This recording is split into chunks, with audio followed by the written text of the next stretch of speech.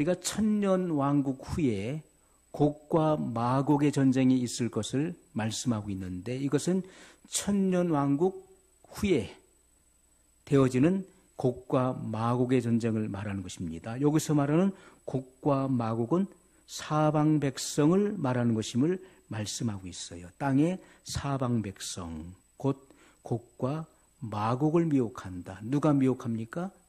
마귀가 미혹하는 것이죠. 사단이 그 옥에서도요 나와서 땅의 사방 백성, 곧 곡과 마곡을 미혹한다. 이렇게 말씀하고 있습니다.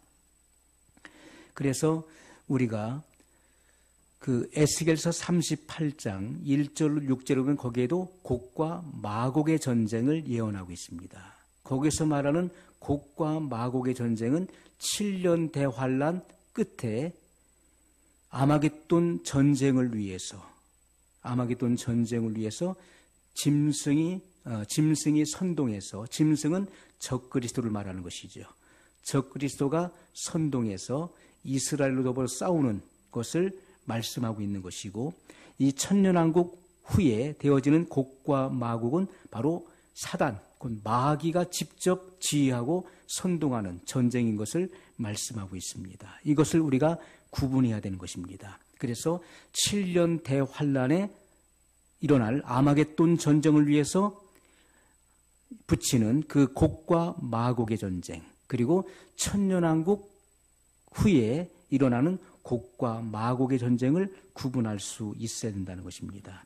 우리가 에스겔 38장 1절로 6절에 보면, 여호와의 말씀이 내게 임하여 가라사대, 인자야 너는 마곡 땅에 있는 곡 곧 로스와 메섹과 두발 왕에게로 얼굴을 향하고 그를 쳐서 예언하여 이르기를, 주 여호와의 말씀에 로스와 메섹과 두발왕 고가 내가 너를 대적하여 너를 돌이켜 갈고리로 내 아가리를 꿰고 너와 말과 병기 곧 내 온 군대를 끌어내되 완전한 갑옷을 입고 큰 방패와 작은 방패를 가지며 칼을 잡은 큰 무리와 그들과 함께한 바 방패와 투구를 갖춘 바사와 구스와 붓과 고멜과 그 모든 떼와 극한 북방의 도갈마 족속과 그 모든 때 곧 많은 백성의 무리를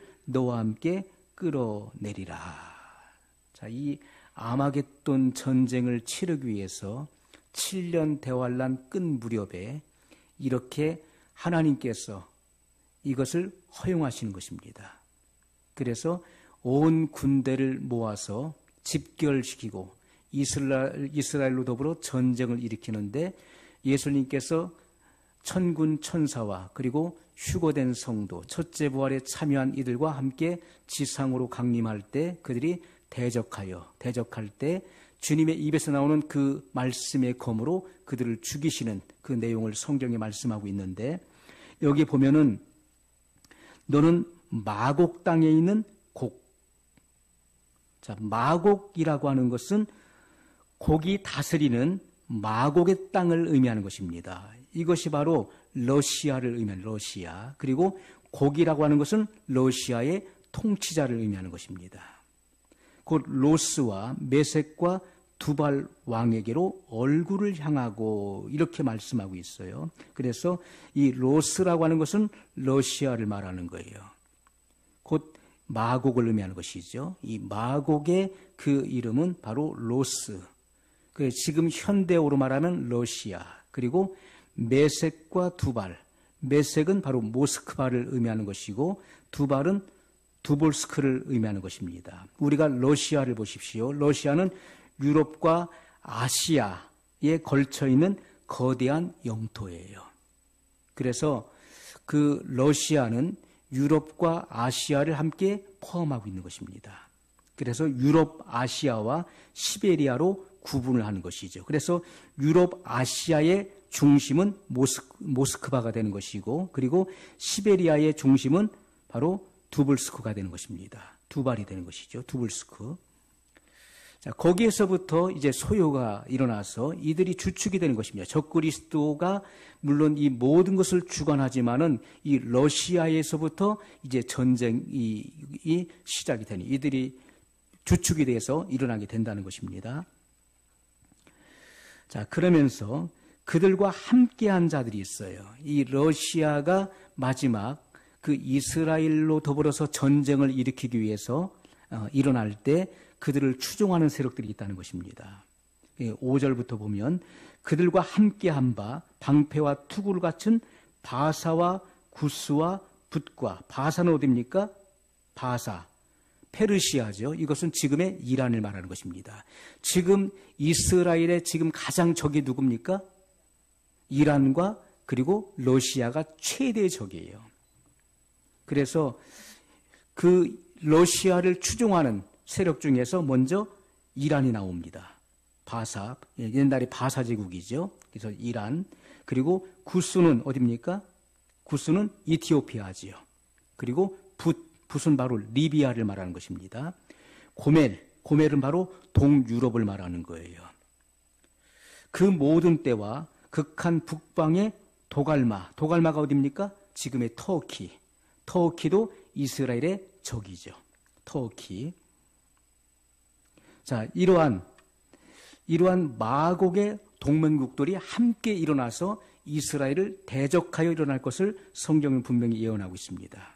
자, 이것이 바로 에스겔 38장에 말씀하고 있는 것은 바로 7년 대환란 끝 무렵에 아마겟돈 전쟁을 위해서 이렇게 그 러시아가 중심이 돼서 그 추종하는 그 국가들이 일어나서 이스라엘로부터 전쟁을 일으킬 것을 분명히 말씀하고 있어요. 그런데 오늘 본문의 말씀 계시록 20장에 보면은 곡과 마곡의 전쟁, 이것은 바로 천년왕국 끝에 사단이 그 옥에서 놓이게 되죠. 그래서 그 사단이 나와서 땅의 사방 백성 곧 곡과 마곡을 미혹한다. 이렇게 말씀하고 있습니다.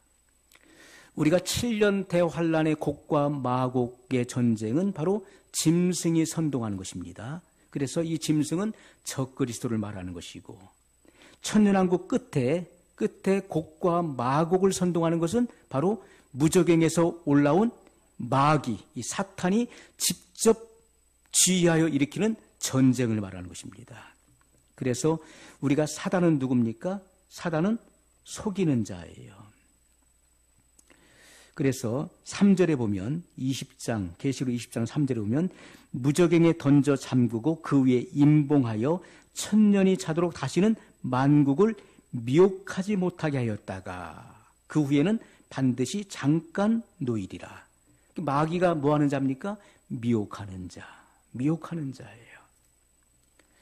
그래서 마귀는 이렇게 속이는 자, 미혹하는 자인 것을 분명히 말씀하고 있어요. 우리가 계시록 12장 9절에서도 이 마귀가 어떠한 속성을 가지고 있는 자인 것을 분명히 말씀하고 있습니다.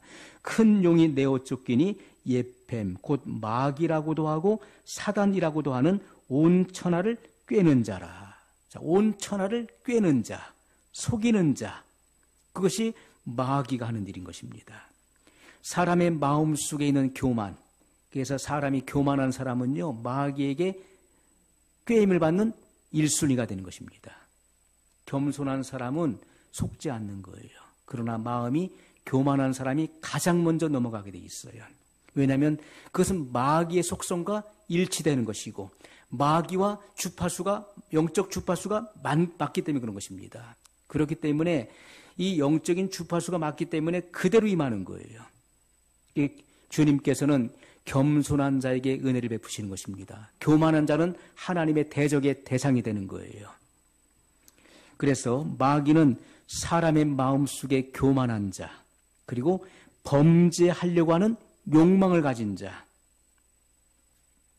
이런 사람들을 최대한 이용해서 사람들을 속이고 멸망으로 이끌어 간다는 것입니다. 그러므로 마음속에 이런 잘못된 욕망, 헛된 욕망, 허망한 생각, 또 교만을 갖고 있는 사람들은 마귀의 도구가 되는 것입니다. 자, 예수님께서 공중에 재림하실 때 첫째 부활이 일어나는 것이죠. 이것은 주 안에서 죽은 자들의 부활이 일어나죠. 그리고 살아남은 자, 슬기로운 5처녀에 해당되는 준비된 성도들이 변화의 몸을 입어서 공중으로 휴거되는 것입니다. 또 첫째 부활에 참여하는 자들이 누구죠? 그들은 7년 대환란을 통과하면서 순교한 자들. 그들은 죽어서 그 영혼이 올라오고 그리고 그 몸은 예수님께서 지상재림하셔서 천년왕국에 들어가기 전에 몸에 부활이 일어나고 그리고 면류관을 쓰고 천년왕국에서 천년 동안 왕노릇하게 되는 것입니다. 주님과 함께 통치하게 되는 것이죠. 자, 1000년 동안 마귀는 무저갱에 감금을 해놨다가 그리고 1000년이 차면 마귀를 잠시 노일이라고 분명히 말씀하고 있어요.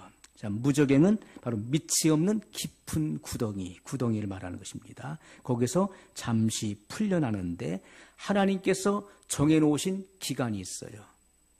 이 땅에 있는 백성들을 미혹할 수 있는 기간이 정해져 있는 것입니다.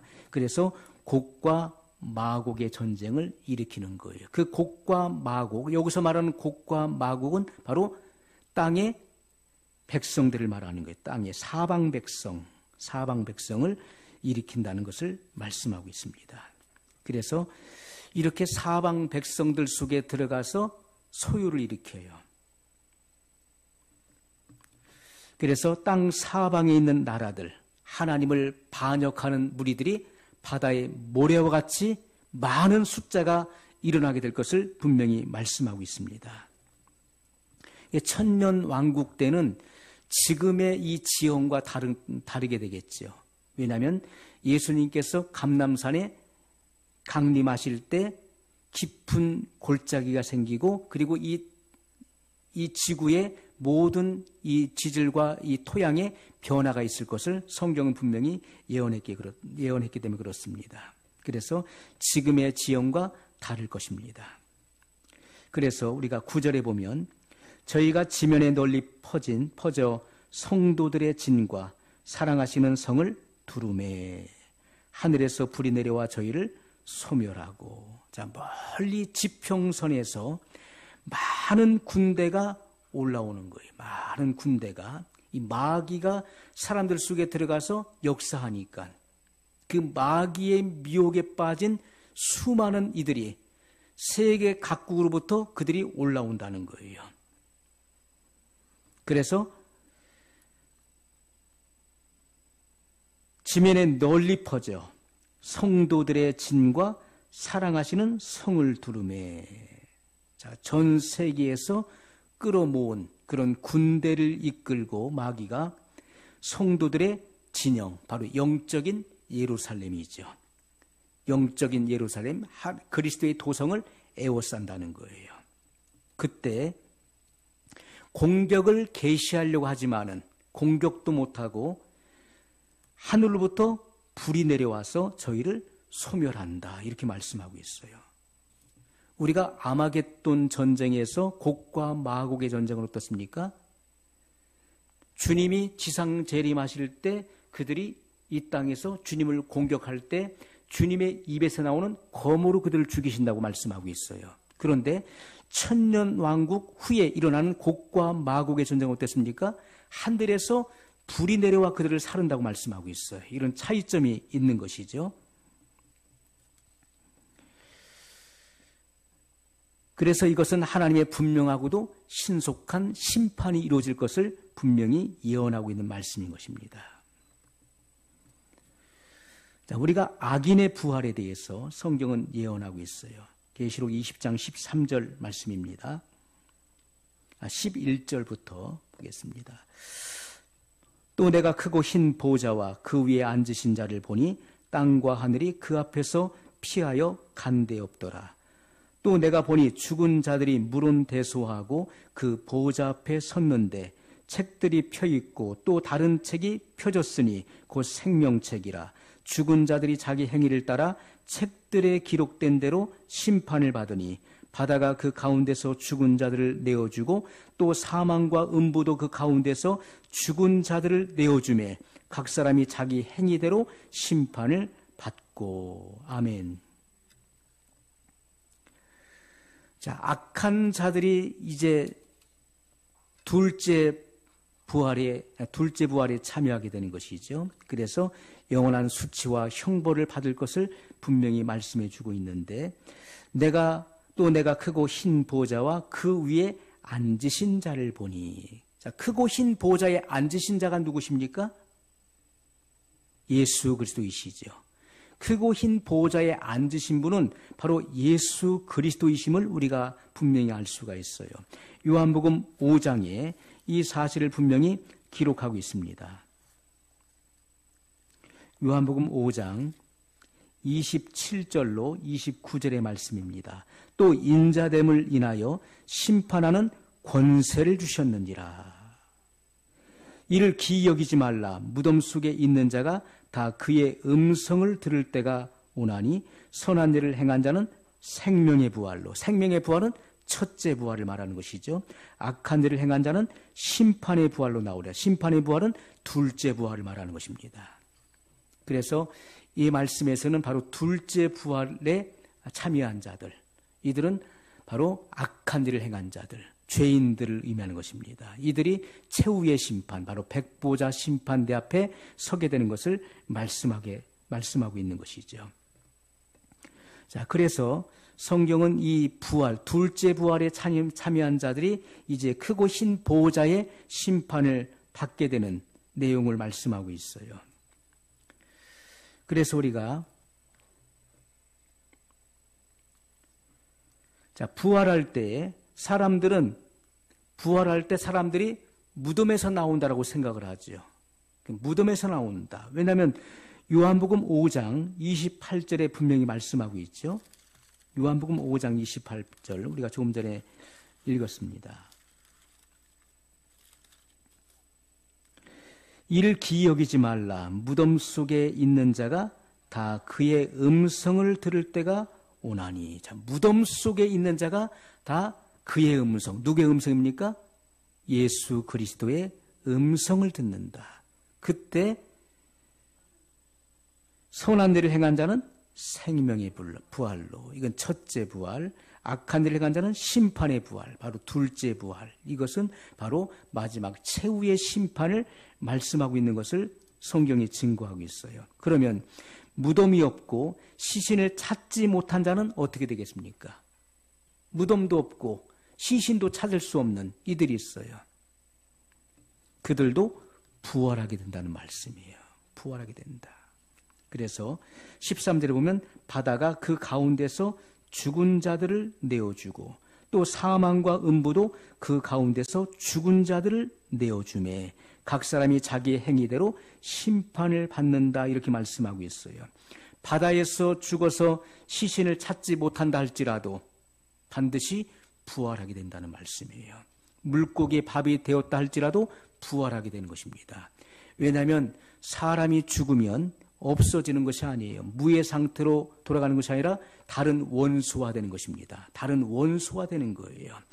주님께서는 무에서 유를 창조하신 분이시고 그리고 없는 것을 있는 것 같이 부르시고 죽은 자를 산 자와 같이 부르시는 분이시라고 성경은 말씀하고 있죠. 그래서 다른 원소화된 것을 부활시키지 못하는 것이죠. 주님은 반드시 죽은 자 그리고 죽어서 다른 원소화된 것도 부활시킨다는 것입니다. 그러므로 모든 인류는 부활에서 제외될 수 없다는 것입니다.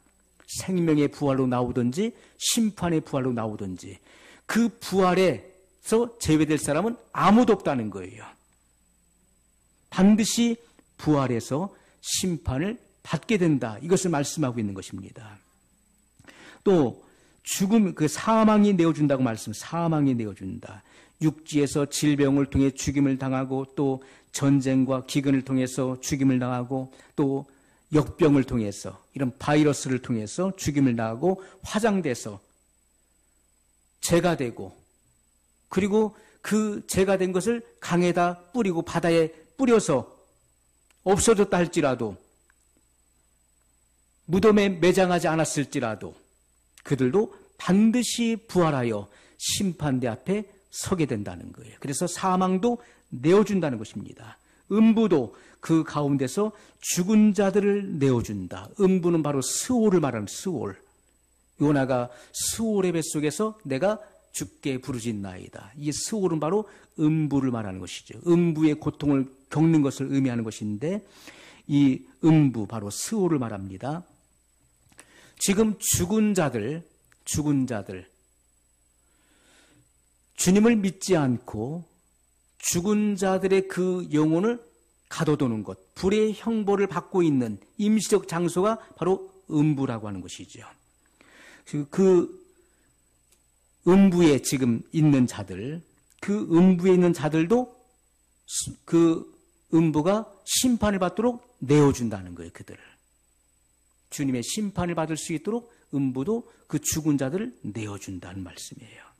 그래서 마지막에는 어떻게 됩니까? 마지막에는 14절에 사망과 음부도 불못에 던지우니, 이것은 둘째 사망 곧 불못이라. 마지막에는 사망과 음부도 불못에 던져진다, 이렇게 말씀했어요. 이것은 사망과 음부를 의인화해서 말씀하고 있는 것이죠. 이것은 바로 그곳에 있는 자들, 사망 가운데 있는 자, 음부 가운데 있는 사람들이 다 불못에 던져진다. 그리고 사람의 마지막 원수가 누굽니까? 사망과 음부죠. 그것까지도 완전히 없어져 버린다. 불과 유황못에 던져져서 태워진다. 이렇게 말씀하고 있는 것입니다. 그래서 백보자 심판에 참여하는 자들은 바로 물론대소하고 죽은 자들. 이것은 심판, 최후의 심판, 그들의 그 행위대로, 악한 행위대로 심판을 받기 위해서 둘째 부활에 참여하는 자들인 것을 성경은 분명히 말씀하고 있습니다. 이들은 둘째 부활에 참여하는 각 시대에 죽은 악인들을 말하는 것이죠.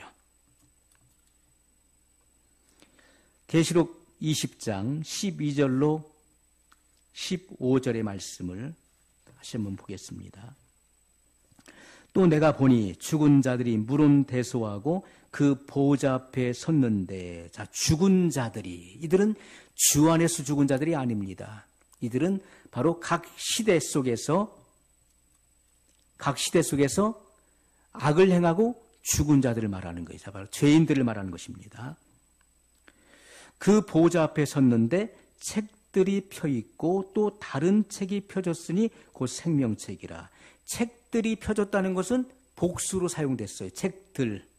그러면 심판대 앞에는 책들이 놓였는데 성경은 세 가지 책에 대해서 분명히 말씀하고 있어요. 첫 번째, 어린 양의 생명책이 있어요. 이게 생명록을 말하는 것입니다. 그리고 기념책이 있어요. 그리고 행위록, 바로 죄의 책을 말하는 것이죠. 자, 이 세 가지 책에 대해서 성경은 분명히 밝히고 있습니다. 죽은 자들이 자기 행위를 따라 책들에 기록된 대로 심판을 받으니, 이것은 죄의 책, 그들이 태어나서 죽을 때까지 지은 그 죄들이 있죠. 그 죄의 경중에 따라서 그들은 판결을 받고 불과 유황이 타는 못에 던져지게 된다는 거예요. 자, 이 같은 사실을 성경은 우리에게 분명히 말씀하고 있습니다. 그래서 우리가 계시록 18장에서는 음녀의 멸망에 대해서 성경은 말씀하고 있고, 계시록 19장 20절에 보면 짐승과 거짓 선지자가 불못에 산채로 던져지게 되죠. 짐승은 바로 적그리스도를 말하는 것이죠. 적그리스도와 거짓 선지자가 붙잡혀서 산채로 불과 유황이 타는 못에 던져지게 됩니다. 계시록 20장 10절에서는 마귀가 불못에 던져지게 돼요.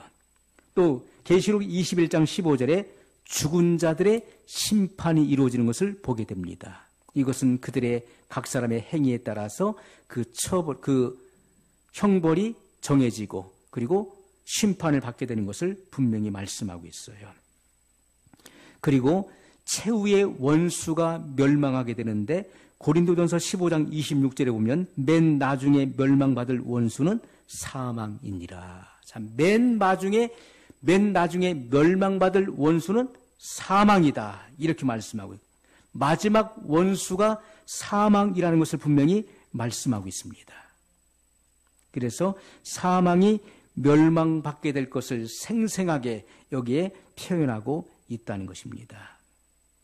우리가 로마서 5장 14절에 또 보면요. 아담으로부터 모세 때까지 아담과 같은 죄를 짓지 아니한 이들에게도 사망이 왕노릇했다라고 말씀하고 있어요. 그러므로 아담은 오실 자의 표상이니라 이렇게 말씀했어요. 아담은 오실 자의 표상이라. 이것은 모양이라는 것이죠.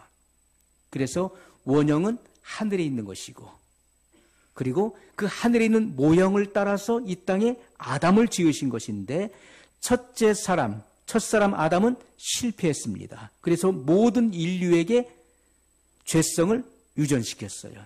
그러나 마지막 아담으로 오신 그리스도께서 이 십자가와 부활을 통해서 이 죄에서 우리를 해방한 것입니다. 그래서 인류를 구속하게 된 것이죠. 그럼 믿는 자에게는 사망이 생명에게 삼킴바 되는 것입니다. 우리는 하나님의 생명 안에 감침바 되었어요. 그래서 더 이상 사망이 왕노릇할 수 없는 것입니다.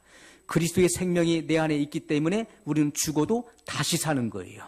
살아서 믿는 자는 영원히 죽지 않고 변화의 몸을 입어서 공중으로 휴거되는 것입니다. 성경은 이 사실을 분명히 우리에게 증거하고 있다는 것이죠. 그래서 주님께서 최후의 심판을 하실 때 마귀와 사망은 더 이상 그 권세를 행사하지 못하는 것입니다.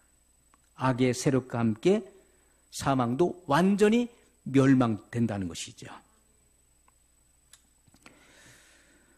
11절에 또 내가 크고 흰 보좌와 그 위에 앉으신 자를 보니 이렇게 말씀하고 있어요. 크고 흰 보좌. 크다. 이 보좌가 크다는 것입니다. 크다는 것은 하나님의 심판이 모든 만민에게 이루어진다는 것을 말씀하고 있는 거예요. 그 누구도 하나님의 심판을 피할 수 없는 것입니다. 한 번 죽는 것은 사람에게 정하신 것이요. 그 후에는 심판이 있으리니. 그러므로 사람은 반드시 죽는 것입니다. 반드시 죽게 돼 있는 거예요. 그리고 죽은 후에는 사람이 무의 상태로 돌아간다거나 아예 소멸되는 것이 아닙니다. 그 후에는 심판이 있다는 거예요. 그러므로 하나님께서 이 정해놓으신 이 모든 말씀은 그 누구도 피할 길이 없는 것입니다. 반드시 상급의 심판을 받든지 아니면 그 죄의 경중을 따라 심판을 받아서 처분을 받아서 멸망을 하는 심판에 처해지든지 반드시 둘 중에 하나로 나눠지게 된다는 것이죠. 그래서 크다는 것은 하나님의 심판이 모든 만민에게 미친다는 것을 말씀하고 있고, 그리고 하나님은 사람이 감히 근접할 수 없는 그런 위험이 있으신 분을 말씀하고 있는 것입니다. 그리고 이 보좌는 희다는 것이죠. 크고 흰 보좌. 희다는 것은 바로 하나님의 심판, 심판자가 공의롭다는 거예요. 이것은 그리스도의 심판대를 의미하는 것이죠. 그리스도의 심판은 공의로우시다. 그리고 그리스도는 절대 성결하시다는 거예요. 절대 성결. 그리고 조금도 부정한 심판을 하지 않는다. 그래서 희다. 이렇게 말씀하고 있는 것입니다. 자, 이 보좌는 완전 무결한 순결과 성결의 보좌인 것을 성경은 분명히 말씀하고 있어요. 이 보좌는 누구의 보좌입니까?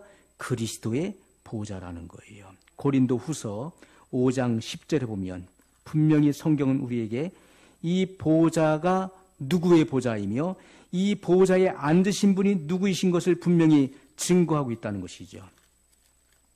고린도후서 5장 10절에 보면 이는 우리가 다 반드시 그리스도의 심판대 앞에 드러나 각각 선악간에 그 몸으로 행한 것을 따라 받으려 함이라. 아멘. 자, 누구의 심판대입니까? 그리스도의 심판대예요. 이는 우리가 다 반드시 그리스도의 심판대 앞에 드러나 각각 선악간에 그 몸으로 행한 것을 따라 받으려 함이라. 얼마나 성경은 우리에게 정확하게 이 최후의 심판대, 크고 흰 보호자에 앉으신 분이 누구이신 것을 분명히 증거하고 있어요. 우리가 마태복음 7장 22절 이하에도 성경은 분명히 이 사실을 기록하고 있습니다. 마태복음 7장 22절, 23절의 말씀에 보면 그날에 많은 사람이 나더러 이르되, 그날이 언제입니까? 최후의 심판 때, 크고 흰 보호자의 심판을 의미하는 것입니다. 그날에 많은 사람이 나더러 이르되, 여기서 내가 누굽니까? 그리스도를 말하는 예수 그리스도. 나더러 이르되 주여 주여 우리가 주의 이름으로 선지자 노릇하며 주의 이름으로 귀신을 쫓아내며 주의 이름으로 많은 권능을 행치 아니하였나이까 하리니 그때 내가 저희에게 밝히 말하되 내가 너희를 도무지 알지 못하니 불법을 행하는 자들아 내게서 떠나가라 하리라. 자, 성경은 분명히 이 최후의 심판대에 앉으신 분이 그리스도이심을 분명히 말씀하고 있습니다.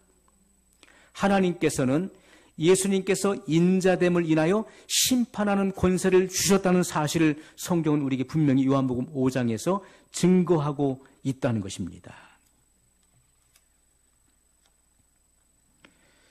자, 곡과 마곡의 전쟁으로 하나님과 사단 그리고 성도와 악한 무리와의 싸움이 끝이 나는 것입니다. 그리고 악의 원흉인 마귀, 이 마귀는 불과 유황못에 결국 던져지게 돼요. 그리고 백보자 심판이 임할 때 이전에 땅과 하늘은 간 곳 없고 보호자에 앉으신 그리스도와 그 심판대 앞에 설 사람들만 남게 된다는 거예요. 그래서 심판대 앞에서 1대1로 죄를 지은 그 죄인이 주님의 심판대 앞에 1대1로 서게 되는 것입니다. 주님께서는 그 책에 펴져 있는 대로 그 책들에 기록된 대로 그들의 그 행위가 무엇인지를 그 책을 펴서 보시고 그 사람을 주목하여 보실 거예요. 그리고 심판을 내리신다는 것입니다. 최후의 심판을 받게 될 것을 분명히 말씀하고 있어요. 요한복음 5장 24절에 내가 진실로 진실로 너희에게 이르노니 내 말을 듣고 또 나 보내신 이를 믿는 자는 영생을 얻었고 심판에 이르지 아니하나니 사망에서 생명으로 옮겼느니라. 그렇다면 예수님을 믿는 사람들은 심판을 받지 않는 것입니까? 여기 말씀에 보면 내 말을 듣고 또 나 보내신 이를 믿는 자는 영생을 얻었고 심판에 이르지 아니하나니. 여기서 말하는 심판은 무슨 심판입니까? 죄에 대한 심판을 말하는 거예요. 믿는 사람은 죄에 대한 심판을 받지 않는다는 거예요. 왜냐하면 예수님의 피로 구속함을 받았기 때문에. 그래서 그들은 상급의 심판을 받는다. 구원을 받았기 때문에 죄에 대한 형벌을 받지 않는다는 것을 말씀하고 있는 것이죠. 계시록 21장 5절 말씀. 보호자에 앉으신 이가 가라사대 보라 내가 만물을 새롭게 하노라 하시고 또 가라사대 이 말은 신실하고 참되니 기록하라 하시고. 자, 하나님의 의가 거하시는 새하늘과 새 땅을 선언하고 계시는 것입니다. 자, 계시록 21장 1절로 4절에 오면 새하늘과 새 땅을 지금 그 이단 신천지에서는 신천지를 말하는 신천지. 이것은 그 새로운 하늘과 땅, 그래서 신천지라고 부르잖아요. 성경에 나온 좋은 곳은 그들이 다 갖다 써요. 그 여호와의 증인도 뭐 왕국회관 해가지고서 성경에 나온 좋은 단어들은 다 갖다 쓰는데, 자, 성경에서는 새하늘과 새 땅, 한자로 말하면 신천 신지를 말하는 것이죠. 새하늘과 새 땅을 바로 주님께서 선언하고 계시는 것입니다. 처음 하늘과 처음 땅이 없어졌고 바다도 다시 있지 않더라. 또 내가 보매 거룩한 성 새 예루살렘이 하나님께로부터 하늘에서 내려오니 그 예비한 것이 신부가 남편을 위하여 단장한 것 같더라. 내가 들으니 보좌에서 큰 음성이 나서 가로되 보라, 하나님의 장막이 사람들과 함께 있음에 하나님이 저희와 함께 거하시리니 저희는 하나님의 백성이 되고 하나님은 친히 저희와 함께 계셔서 모든 눈물을 그 눈에서 씻기심에 다시 사망이 없고 애통하는 것이나 곡하는 것이나 아픈 것이 다시 있지 아니하리니 처음 것들이 다 지나갔음이로라. 아멘. 어린 양의 신부가 될, 어린 양의 아내가 될 바로 신부, 곧 예루살렘, 거룩한 예루살렘 성, 거룩한 도성 예루살렘을 보여주기 위해서 천사가 성령으로 사도 요한을 이끌고 높은 산으로 올라갔다는 거예요. 높은 산으로 올라갔는데 하늘에서 내려오는 거룩한 성 예루살렘을 보게 됐다는 것입니다. 자, 하늘로부터, 하나님께로부터 거룩한 성 예루살렘이 내려오는 것을 사도 요한은 목격을 한 거예요. 자, 먼저 이 새 예루살렘은 그리스도의 아내가 될 신부를 의미하는 것입니다. 이것은 그리스도와 교회와의 관계를 지금 설명해 주고 있는 거예요. 그리스도는 남편이시고 교회는 신부인데, 이것은 신부가 남편을 향한 순결과 정절을 지켜야 될 것을 말씀하고 있는 것입니다. 완전한 헌신, 완전한 순결을 그리스도께 드려야 된다는 것을 말씀하고 있는 거예요. 자, 9절 이하에 보면 21장 9절, 7 대접을 가지고 마지막 7 재앙을 담은 7 천사 중 하나가 나와서 내게 말하여 가로되 이리 오라. 내가 신부 곧 어린 양의 아내를 내게 보이리라. 자, 신부 곧 어린 양의 아내를 내게 보이리라 하고 10절에 보면 성령으로 나를 데리고 크고 높은 산으로 올라가 하나님께로부터 하늘에서 내려오는 거룩한 성 예루살렘을 보이니. 그러므로 자, 거룩한 성 예루살렘은 바로 그리스도의 신부를 의미한다는 거예요. 그래서 이것은 그리스도와 교회와의 관계를 우리에게 설명해 주고 있다. 그 성이 완전하고 거룩한 성이기 때문에 그리스도의 신부도 완전해야 되는 것이고, 완전한 순결과 그리고 헌신을 그리스도께 드려야 된다는 것을 분명히 말씀하고 있는 것입니다. 새 예루살렘 성은 어디서 내려왔습니까? 하나님께로부터 하늘에서 내려왔다라고 말씀하고 있어요. 이것은 사람의 노력에 의해서 지어진 것이 아니라는 것입니다. 사람이 수고해서 그것을 지은 것입니까? 그렇지가 않은 것이죠. 이것은 주님께서 친히 예비하신 것입니다. 예수님께서 이 땅에 계실 때 제자들에게 약속하시기를 내가 처소를 예비하러 가노니 내가 가서 처소를 예비하면 내가 다시 와서 너희를 내게 영접하여 나 있는 곳에 함께 있게 하리라 말씀했어요. 그러므로 새 예루살렘 성은 예수님께서 우리를 위해서 예비하신 거룩한 처소가 되는 것입니다. 성도들이 거할 집이 되는 것이죠. 그러므로 성경에서 말씀하고 있는 천국은 새하늘과 새 땅, 그리고 새 예루살렘 성을 말하는 것입니다. 그곳이 바로 예수님께서 말씀하신 천국이고, 그리고 예수님께서 마련해 놓으신 처소를 의미하는 것이죠. 자, 새 예루살렘 성은 거룩한 성이라고 말씀하고 있어요. 10절에 하나님께로부터 하늘에서 내려오는 거룩한 성 예루살렘을 보이니 거룩한 성이다.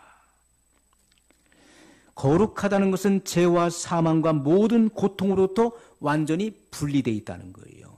성이 거룩하기 때문에 그 하나님도 거룩한 분이시고, 그리고 그곳에 들어갈 자도 다 거룩한 자만이 들어갈 수 있어요.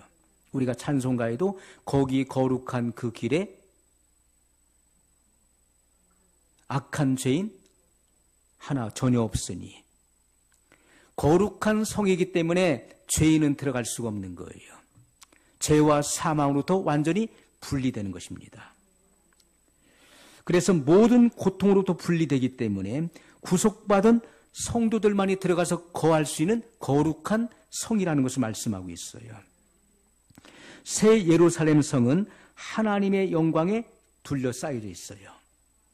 11장 하나님의 영광이 있음에 그 성의 빛이 지극히 귀한 보석 같고 벽옥과 수정같이 맑더라. 아멘. 하나님의 영광에 쌓여 있다.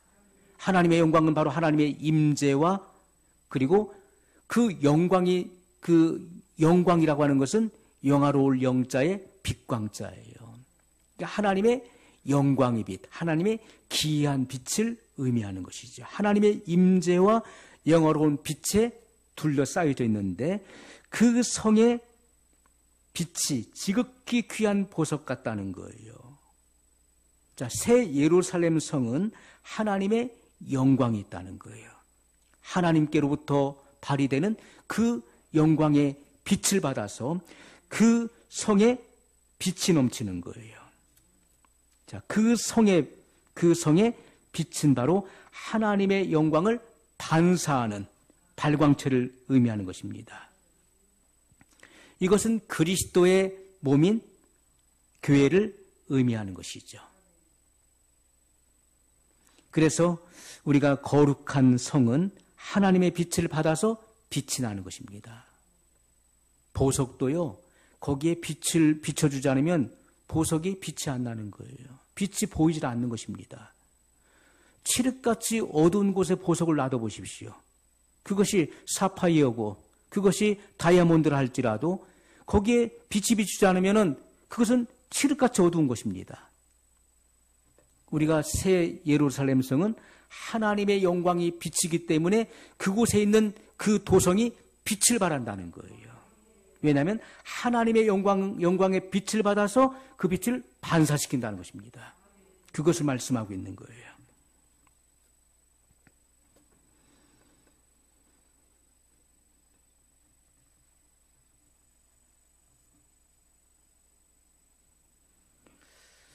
그래서 하나님의 빛을 받아서 빛이 난다는 것을 말씀하고 있고, 새 예루살렘 성은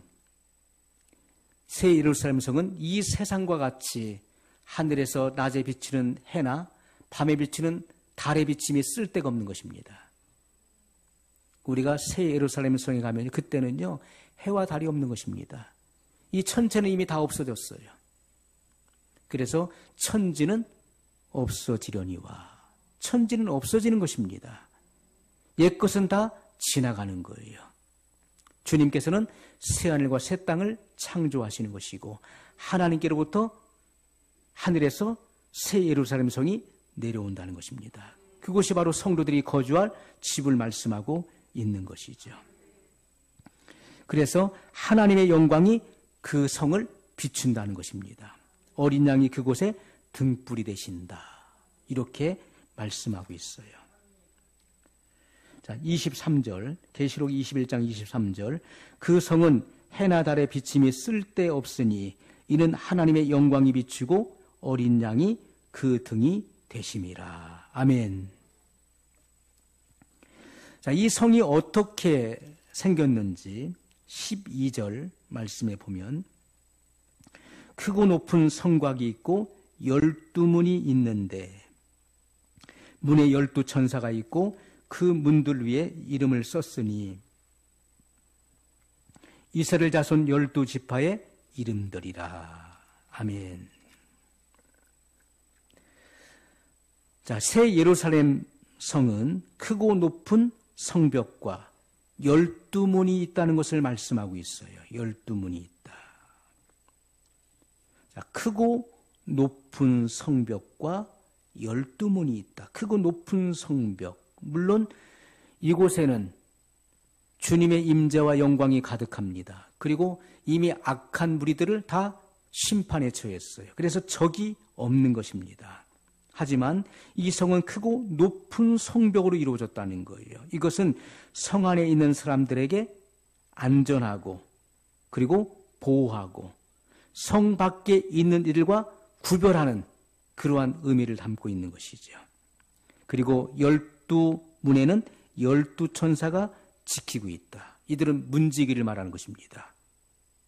성문을 지키는 문지기, 천사들을 의미하는 거예요. 그리고 이 새 예루살렘 성은 동북남서로 돼 있어요. 동북남서. 우리는 이 땅에서 동서남북을 말하죠. 그러나 우리가 천국에서는 동북남서를 말하는 것입니다. 13절에 말씀하고 있어요.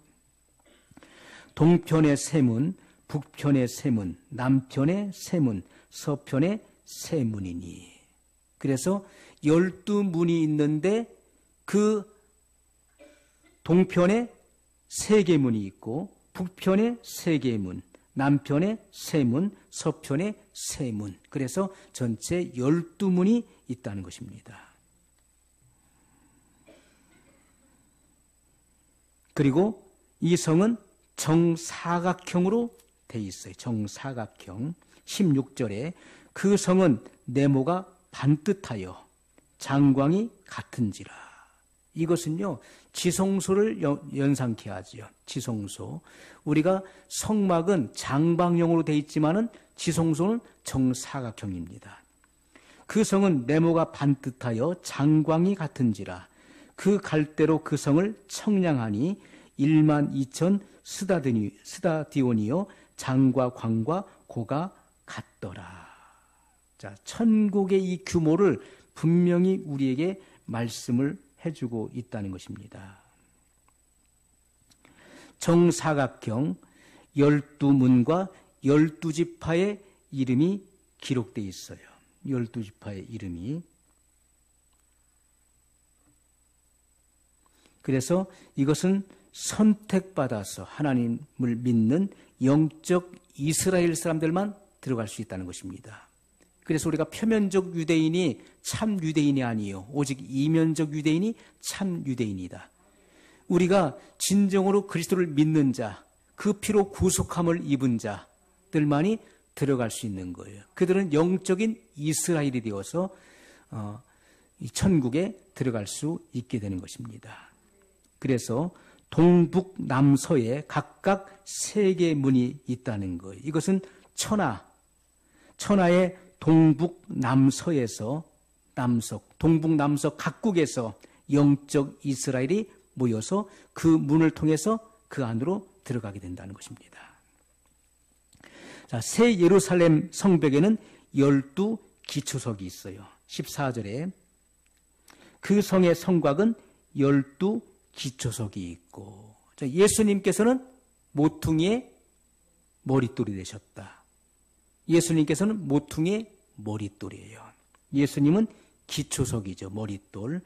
자, 그런데 예수님께서는 12제자를 선택해서 12사도를 통해서 천국의 기초를 쌓으신 것입니다. 이 땅에서 그들을 통해서 그들을 훈련하시고 교육하시고 그들을 통해서 주님은 이 천국의 기초를 놓으셨던 거예요. 그렇기 때문에 그 성의 성곽은 12기초석이 있고 그 위에 어린 양의 12사도의 12이름이 있더라. 이렇게 말씀하고 있어요. 사도들과 그리고 사도들과 예언자들의 터 위에 세우셨음을 분명히 말씀하고 있어요. 12지파의 그런 이름, 그리고 12사도의 이름이 분명히 있습니다. 12절에는 크고 높은 성곽이 있고 12문이 있는데 문에 12천사가 있고 그 문들 위에 이름을 썼으니 이스라엘 자손 12지파의 이름들이라. 자, 12지파의 이름, 그리고 12사도의 그러한 이름이 새겨져 있다는 것은 자, 성경에서 이 새 예루살렘 성이 어떠한가를 분명히 보여주고 있는 것입니다. 성벽 기초석의 12사도의 이름. 자, 12문에는 12지파의 이름이 새겨져 있어요. 이것은 새 예루살렘 성이 사도들과 예언자들의 터 위에 세움을 입었다는 것을 분명히 기록하고 있는 것입니다. 구약과 신약의 교회가 조화를 이루는 통일된 교회, 이것이 바로 새 예루살렘 성이라는 것을 설명해 주고 있는 것이죠. 자, 그러면서 천사가 이제 이 성전, 이 새 예루살렘 성을 이제 청량을 하게 돼요. 15절로 17절의 말씀입니다. 내게 말하는 자가 그 성과 그 문들과 성곽을 청량하려고 금 갈대를 가졌더라. 자, 그 성과 그 문들과 성곽을 청량하려고, 이 면적이 얼마인지를, 이 크기가 얼마인지를 청량하기 위해서 금 갈대를 가졌다는 거예요. 이것은 재기 위해서, 그 사이즈를 재기 위해서 금 갈대를 가졌는데, 금이라고 하는 것은 변질되지 않는 것이죠. 그래서 이것은 절대 변할 수 없는 정확한 청량을 한다는 것입니다. 그 성은 네모가 반듯하여 장광이 같은지라. 그 갈대로 그 성을 청량하니 1만 2천 스다디온이요 장과 광과 고가 같더라. 그 성곽을 청량함에 144 규빗이니 사람의 청량 곧 천사의 청량이라. 아멘. 천사가 이 성의 규모를 청량하는데, 자, 우리가 이 새 예루살렘 성은 성도들이 영원히 거쳐야 할 예수님께서 약속하신 처소예요. 내가 처소를 예비하러 가노니, 그 처소를 말씀하는데, 그 처소의 크기와 규모를 우리에게 분명히 보여준다는 것입니다. 그럼으로써 성도의 구원의 완성이 이루어졌음을 우리에게 확인시켜주는 말씀인 것이죠. 자, 천사는 이 땅에 있는 사람들이 이해할 수 있는 치수로 쟀다는 것입니다. 사람들이 이해할 수 없는 그런 말을 하게 되면, 사이즈를 이야기하면 사람이 어떻게 이것을 분별하고 이해하겠습니까? 그러므로 천사는 이 땅에 있는 사람들이 그 사이즈를 알 수 있도록 사람의 청량으로 했다는 것입니다. 그래서 우리가 1스타디온은 185m에 해당되는 거예요. 그러면 여기에 12,000 스타디온이라고 하는 것은 2200km를 말하는 것입니다. 우리가 서울에서 부산까지가 몇 킬로죠? 약 400km. 자, 그러면 1스타디온이 185m예요. 그러면 12,000 스타디온은 2200km예요. 우리가 이것은 영국의 런던보다 약 530만 배 크기를 말하는 것입니다. 530만 배 정도 되는 넓이에요.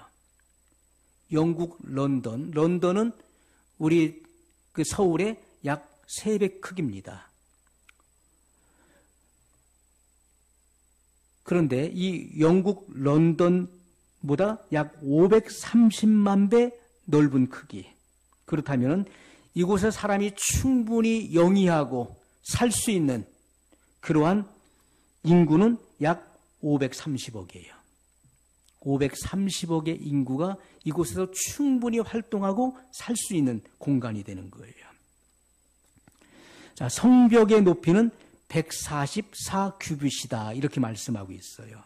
우리가 한 규빗은 45.6cm예요. 이것은 사람의 청량이기 때문에 이 손끝에서부터 접히는 부분을 말하는 것입니다. 이 사람의 이 손끝에서 여기 접히는 부분, 이것이 1규빗이에요. 그러면 이 성곽의 높이, 이 성벽의 높이가 144 규빗이다 하면은 이것은 65m. 그러면 아파트 층으로 말하면은 약 16층 정도의 높이가 되는 것이죠. 그래서 성벽의 높이는 그렇게 높지 않은 거예요. 65m. 그리고 18절로 21절이면 건축 재료가 나오고 있어요. 건축 재료가. 이 기초석과 성분을 보면 모두 귀한 보석돌로 이루어져 있습니다.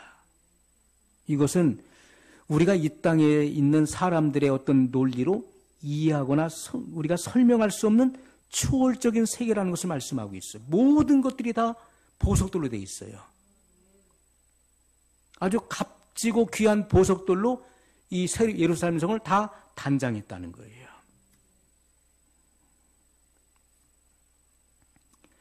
그래서 주님께서 마지막에는 주님께서 하시는 일이 무엇입니까?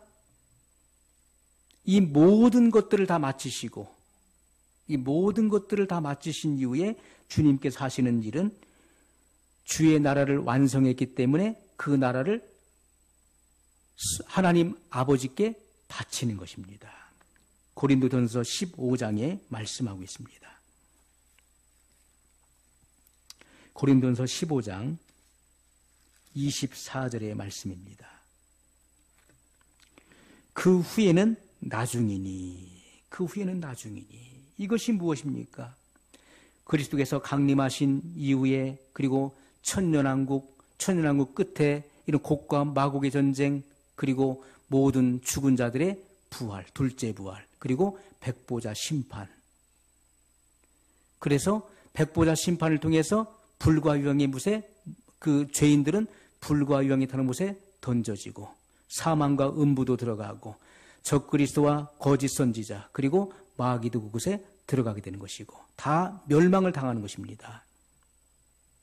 그리고 믿는 자들, 구속함을 입은 자들은 새 예루살렘 성에 들어가게 되는데 그 후에는 나중이니 저가 모든 정사와 모든 권세와 능력을 멸하시고 이건 심판해 버린다는 거예요. 그리고 나서 하시는 일이 무엇입니까? 나라를 아버지 하나님께 바칠 때라. 우리는 하나님 나라의 일원이 되는 것입니다. 그렇기 때문에 피로 구속함을 입은 모든 백성, 하나님의 나라를 예수님께서 아버지께 바치신다는 거예요. 그것이 바로 최후에 이루어지는 일입니다. 최후에 이루어져요. 자, 그러므로 계시록 21장 3절로 4절을 보게 되면 자, 어떻게 되는가? 계시록 21장 3절로 4절의 말씀입니다. 내가 들으니 보좌에서 큰 음성이 나서 가로되 보라 하나님의 장막이 사람들과 함께 있음에 하나님이 저희와 함께 거하시리니 저희는 하나님의 백성이 되고 하나님은 친히 저희와 함께 계셔서 모든 눈물을 그 눈에서 씻기심에 다시 사망이 없고 애통하는 것이나 곡하는 것이나 아픈 것이 다시 있지 아니하리니 처음 것들이 다 지나갔음이로라. 아멘. 자, 최종 말에 있어서 하나님께서 사람과 함께 거하신다는 것을 분명히 말씀하고 있어요. 하나님의 장막이 사람들과 함께 있다. 하나님의 장막, 이 장막은 히브리 말로 미시칸을 말하는 것이죠. 미시칸인데 이것은 이스라엘 백성들이 광야 생활할 때 하나님과 백성 사이의 교제의 장소가 장막이었던 것입니다. 성막. 그곳이 바로 하나님을 만나는 장소였던 것이죠. 그곳에서 죄가 용서받는 장소였던 것이죠. 하나님과 불화한 것이 다시 화목하게 되는 장소였던 것입니다. 하나님의 장막이 사람과 함께 거하신다는 거예요. 그 위에는 하나님의 영광이 머물러 있었습니다. 지성소, 그리고 지성소에 있는 그 법궤, 그 법궤를 덮고 있는 그 덮궤를 가리켜서 시온자,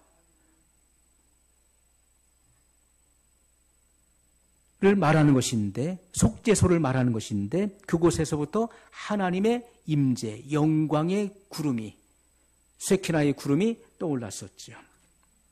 하나님의 영광이 머무는 장소였어요. 그래서 우리가 하나님의 장막이 사람과 함께 거하신다. 이것은 하나님께서 구속받은 사람들과 함께 거하셔서 저희가 하나님의 백성이 된다. 영원토록 하나님의 백성이 된다는 것을 말씀하고 있는 것입니다. 그리고 하나님은 그들의 눈에서 모든 눈물을 씻겨주신다는 거예요. 눈물을 안 흘려보신 분 계십니까? 지금까지 살아오면서 나는 눈물을 한 번도 안 흘렸다. 우리가 눈물은 왜 흘리는 것이죠? 눈물은요, 죽음을 맞이했을 때, 사랑하는 사람이 죽었을 때 우리는 눈물을 흘리죠. 그리고 슬픈 일을 당하고 또 고통을 겪을 때 눈물이 나는 거예요. 그래서 우리가 이 땅에 있을 동안에는 이 눈물이 끊이질 않는 거예요. 고통스럽고, 그리고 슬픈 일을 만나게 되고, 그리고 사망을 접하게 되고, 그렇기 때문에 눈물을 흘리는 것입니다. 그러나 하나님의 나라에서는 눈물이 없다는 거예요. 이 땅에서 있을 때처럼 그런 고통이 없어지고, 죽음도 없어지고, 그리고 슬픔도 없어지는, 질병도 없어지는 것입니다. 새하늘과 새 땅이 있기 전에는 모든 것이 불완전했습니다. 그리고 이 세상에는 지금 마귀가 통치하고 있기 때문에 불완전하고 온갖 악이 횡행하고 있는 거예요. 그러나 새하늘과 새 땅은 하나님께서 마귀를 멸하시고 하나님이 친히 사랑으로 통치하시는 세계이기 때문에, 하나님께서 친히 하나님의 장막이 그들과 함께하기 때문에 그곳은 기쁨이 넘치고 평화가 넘치는 것입니다. 더 이상의 고통이 있지 않는 거예요. 그곳에는 기쁨과 웃음이 넘쳐나는 세계인 것을 성경이 분명히 증거하고 있습니다. 우리는 이 같은 주님의